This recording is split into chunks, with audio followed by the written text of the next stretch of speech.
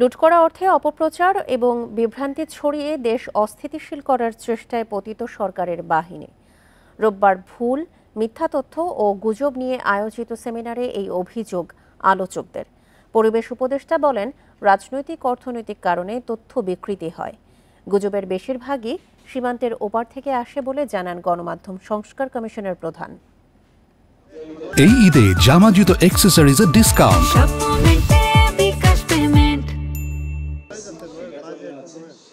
রোববার ভুল ও বিভ্রান্তিমূলক তথ্যের যুগে গণমাধ্যম চ্যালেঞ্জ, দায়িত্ব এবং উন্নয়নের পথ এগিয়ে নেওয়া শীর্ষক সেমিনার আয়োজন করে প্রেস ইনস্টিটিউট।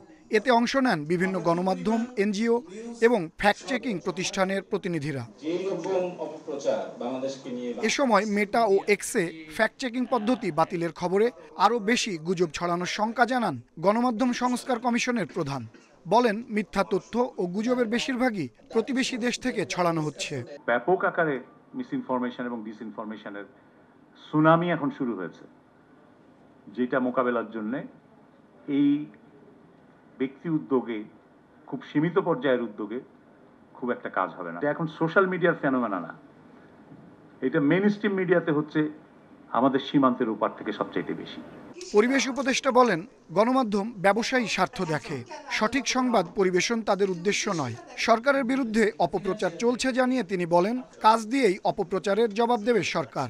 মালিকানা কাদের হাতে চলে গেছে গত 20-25 বছর যাবত, এটাও যদি আমরা একটু দেখি, আসলে সংবাদ নিয়ে ইন্টারেস্টেড, আসলে মানুষকে তথ্য দিতে চায় এমন মানুষের হাতে তো সংবাদপত্র নাই।